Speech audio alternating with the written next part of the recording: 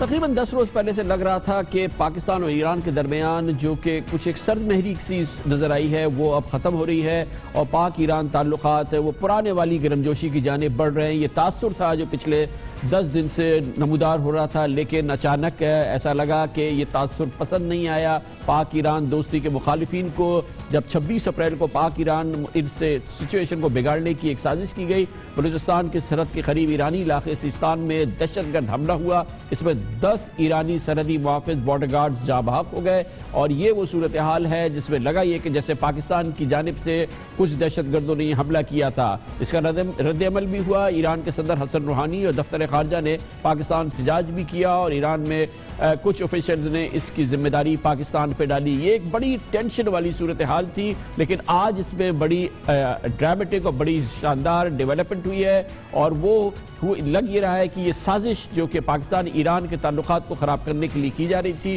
وہ ناکام ہو رہی ہے، اور اب ایک بار پھر دونوں ملک ایک دوسرے کے ساتھ انڈرسٹینڈنگ کی بات کر رہے ہیں۔ اور اس کی بڑی ڈیولپمنٹ آج ہوئی جب ایک غیر اعلانیہ طور پہ ایران کے وزیر خارجہ جواد ظریف ایک ہنگامی دورے پہ پاکستان آئے آج صبح اسلام آباد، اور جس طرح کی ان کی مصروفیات رہی اس سے آپ کو اندازہ ہو جائے گا کہ اس کو کتنا سیریس لیا ہے حکومت پاکستان نے۔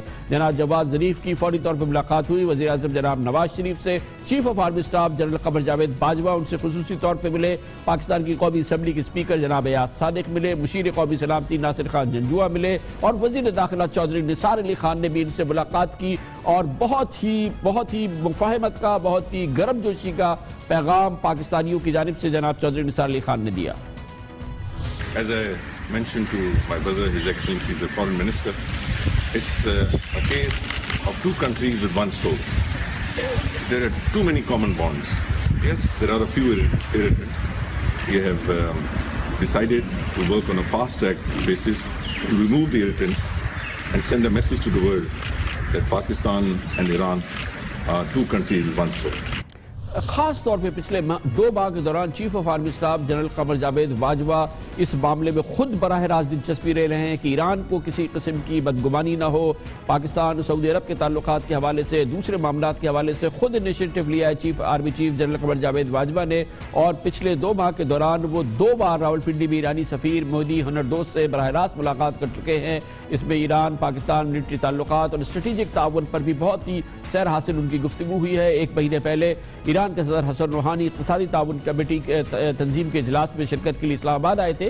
یہ 1 سال کے دوران ان کا دوسرا پاکستان کا دورہ تھا۔ اس سے قبل مشیر خارجہ جناب سرتاج عزیز تہران گئے تھے، جبکہ ایران کی قومی سلامتی کے مشیر خارجہ پالیسی کمیشن کے سربراہ جو ہے وہ بھی اسلام آباد تشریف لائے تھے، اور یہ وہ میٹنگز تھی جس کو کہ پاکستان اور ایران کے درمیان اسٹریٹجک تعلقات کے حوالے سے اس کو مضبوط کرنے میں بہت اس کا اہم حصہ تھا۔ مگر ایک بہت ہی کنکریٹ ڈیولپمنٹ ہوئی 3 ہفتے پہلے جب اسٹیٹ بینک آف پاکستان اور ایران کے مرکزی بینک نے 2 طرفہ تجارت کے فروغ اور لیٹر آف کریڈٹ کے لیے بینکاری اور ادائیگی انتظامات کا تہران میں ایک معاہدہ طے کیا، جو کہ ایک بہت اہم معاملہ ہے پاکستان اور ایران میں ٹریڈ کو بہتر بنانے کے لیے۔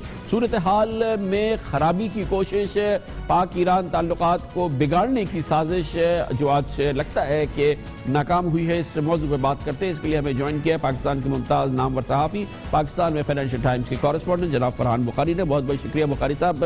لگ یہ رہا تھا کہ حالات بہتری کی طرف جا رہے، لیکن مینج ہوا ہے سچویشن جس طرح کا آج جس طرح سے گریٹ کیا ہے جواد ظریف صاحب کو پاکستان کی پوری ملٹری اور پولیٹیکل لیڈرشپ نے۔ لگتا ہے کہ پاکستان بہت ولنگ ہے کہ ایکسٹرا مائل جا رہا ہے کہ ایران کو یقین کرانے کے لیے کہ ہم اس کو مینج بھی کریں گے، اور اپنی طرف سے ایک خیر سگالی کا پیغام بھی دے رہے ہیں۔ جی، وقتی طور پہ تو یہ بڑی بھرپور کوشش ہوئی ہے کہ جو پاکستان ایران کے باہمی تعلقات تیزی سے خرابی کی طرف جا رہے تھے، فارسی میڈیا میں جو کچھ پاکستان کے بارے میں گزشتہ 1-2 ہفتوں میں چھپا، اس میں کچھ ٹھہراؤ لانے کی کوشش ہوئی ہے، اور وقتی طور پہ فضا بدلتی ہوئی نظر آ رہی ہے، لیکن ابھی بہت کچھ اور کرنا باقی ہے۔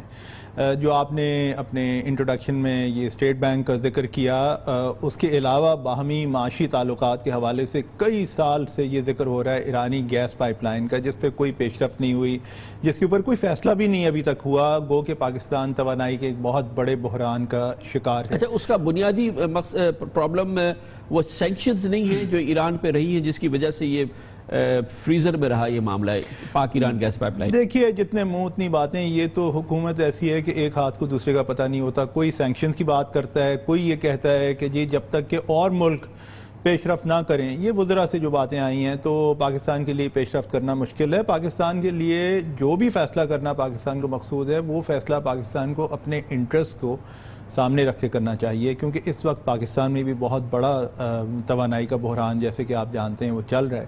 جب تک کہ ایسے کوئی ٹھوس اقدامات نہیں ہوں گے اور ایران اور پاکستان کی انگیجمنٹ زیادہ وسیع نہیں ہوگی، مجھے خدشہ یہ ہے کہ وقتاً فوقتاً ایران مگر یہ ایک مشکل عمل نہیں ہے، کیونکہ جیسے ہی ہم نے دیکھا کہ ایک ماحول بن رہا ہے پچھلے مہینے کے دوران، یہ اتنا بڑا انسیڈنٹ ہو گیا، 10 بارڈر گارڈ کو مار دیا، بلوچستان کے علاقے میں کون ڈھونڈے گا، کسی ایک تنظیم نے اس کی ذمہ داری قبول کر لی. تو ایران بھی تو یہ سمجھتا ہے کہ اگر تعلقات بہتر ہو رہے ہیں تو اس کی مخالف قوتیں بھی ہیں جو اس کو خراب کرنے کی کوشش کریں. بالکل ہیں، اور ایران نے جو ایران کی طرف سے بھی کہنے کی ضرورت ہے کہ جو ایران نے انڈیا کو بلا کے چابہار میں ایک بڑی بندرگاہ قائم کرنے کا جو منصوبہ بنایا اور اس پہ کام ہو رہا ہے، اور پھر اب حالیہ مہینوں میں جو گلبشن یادو کا معاملہ جو ہوا ہے کہ وہ ایران سے ایک انڈیا کا جاسوس پاکستان میں داخل ہوا تھا، یہاں گرفتار ہوا. تو ایرانیوں کو بھی تبدیلیاں کرنے کی ضرورت ہیں، کیونکہ وہی کہتے ہیں نا کہ آپ اپنا جغرافیہ کبھی نہیں بدل سکتے، آپ پڑوسی نہیں بدل سکتے. دوست بدل سکتے ہیں لیکن پڑوسی کبھی نہیں بدل سکتے. آپ کو ان کے ساتھ اچھے تعلقات قائم کر کے رہنا پڑتا ہے. تو ایرانیوں کو بھی تبدیلی کی ضرورت ہے. ہمارے ہاں بدقسمتی سے اس وقت صورتحال ملک میں مجموعی طور پہ یہ ہے کہ پالیسی کے حوالے سے اتنا بڑا بحران ہے، اور اس صورت میں بھی آرمی چیف نے جو انیشیٹیوز لیے ہیں وہ تو میری اطلاع یہ ہے کہ انہیں ایرانی بھی کسی حد تک اپریشیٹ کر رہے ہیں. لیکن فارن آفس عرصہ 4 سال ہو چلا ہے کہ ہمارا کوئی وزیر خارجہ ہی نہیں ہے. ابھی حال ہی میں وزیر مملکت برائے خارجہ امور طارق فاطمی کا جو معاملہ، وہ حالانکہ کسی اور معاملے پہ تھا، لیکن سوال تو یہ ہے کہ minister of state for foreign affairs کو اس دوسرے معاملے میں پڑھنے کی کیا ضرورت تھی. اس قسم کی جب مثالیں آپ کے سامنے آتی ہیں تو پھر سوال یہ اٹھتا ہے کہ کیا حکومت وقت خارجہ پالیسی کو وہ اہمیت دے رہی ہے جو کہ پاکستان جیسے ملک کو دینی چاہیے. کیونکہ بدقسمتی سے ہمارے بیشتر بارڈرز ایسے ہیں جہاں پہ ٹینشن دن رات رہتی ہے. انڈیا کے ساتھ دیکھ لیں، افغانستان کے ساتھ دیکھ لیں. ایک زمانے میں ایران کے بارڈر کے بارے میں کہا جاتا ہے کہ بڑا سیکیور ہے، لیکن اب وہاں پہ بھی مشکلات ہیں. انڈیا کے علاوہ جو چائنا کے ساتھ ایک چھوٹا سا بارڈر ہے، وہاں پہ نسبتاً بہتر حالات ہیں. پھر انڈین اوشن کی جو صورتحال ہے، وہاں پہ انڈیا کی نیول بلڈ اپ ہو رہی ہے. بہت بہت شکریہ جناب فرحان بخاری ہمارے ساتھ تھے. کمرشل بریک اور